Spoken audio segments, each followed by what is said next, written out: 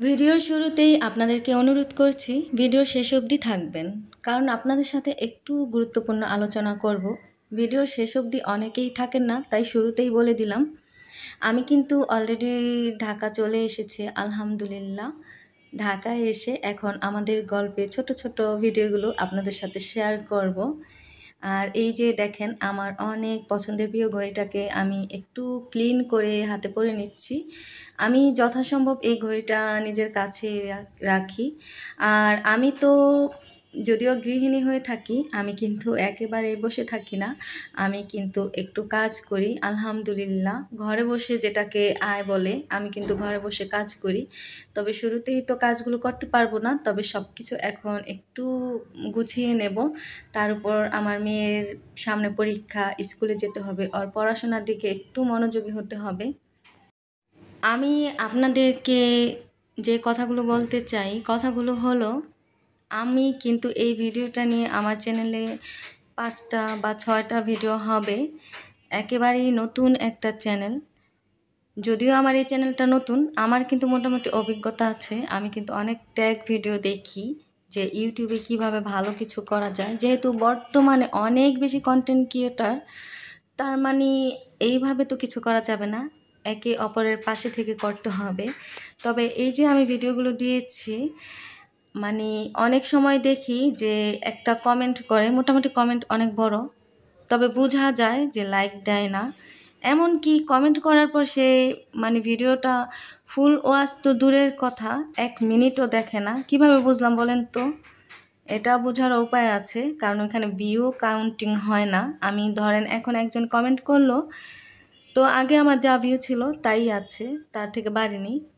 অতএব সে আমার ভিডিও 1 মিনিটও দেখেনি। আমার ভিডিওতে কিন্তু এখনও সাধারণ দর্শক কেউ জয়েন করেনি।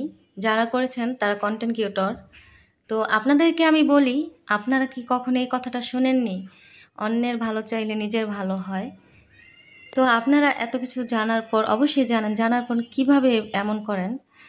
আপনি কি জানেন না যে একজনের ভিডিওতে ক্লিক করার পর ভিডিও না দেখলে আপনার চ্যানেলে এটার ক্ষতি বেশি হবে, আমার থেকে বেশি আপনার ক্ষতি হবে। আপনারা অনেক সময় বলেন না যে ভিডিও করেও ভালো কিছু পাচ্ছেন না কেন? এটার মূল কারণ কিন্তু এটাই।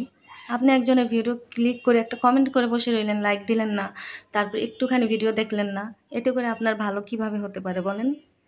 আমি আলহামদুলিল্লাহ যার ভিডিও ক্লিক করি, আমি অনেক ব্যস্ত থাকি, আপনারা ধীরে ধীরে এটা জানবেন, বুঝবেন। তবে যার ভিডিওতে ক্লিক করি আলহামদুলিল্লাহ তার ভিডিও ফুল ওয়াচ করি, অন রেখে হলেও। আপনারা কিন্তু ভিডিওর মাধ্যমে অবশ্যই বুঝতে পেরেছেন আমি কি কাজ করি। আমি সেলাই কাজ করি, পাশাপাশি হাতের কাজের মানে ডিজাইন করি বাচ্চাদের জামায় এবং বড়দের কামিজে। এটাই হচ্ছে আমার কাজ। তো আমি এই কাপড়গুলো আমার কমপ্লিট করতে হবে। এখন আমি সব আস্তে আস্তে বের করে সব কিছু মোটামুটি গুছিয়ে রেখে এখন আমার বাচ্চাটাকে পড়াতে বসাবো, কারণ আমার সব দিকের পাশাপাশি আমার বাচ্চাটার খেয়াল রাখতে হবে। ওই যে বললাম না, আমি যদি এখন মেহনত করি, কষ্ট করি, তাহলে আমার বাচ্চাটা ভালো কিছু করতে পারবে। ইউটিউবে কিন্তু ঠিক এমন, আমি যদি অ্যাক্টিভ থাকি, অন্যের ভালো চাই, তাহলে কিন্তু আমার নিজের ভালো হবে। এটা আপনাদের মনে রাখতে হবে। একা একা কখনো অনেক দূর যেতে পারবেন না।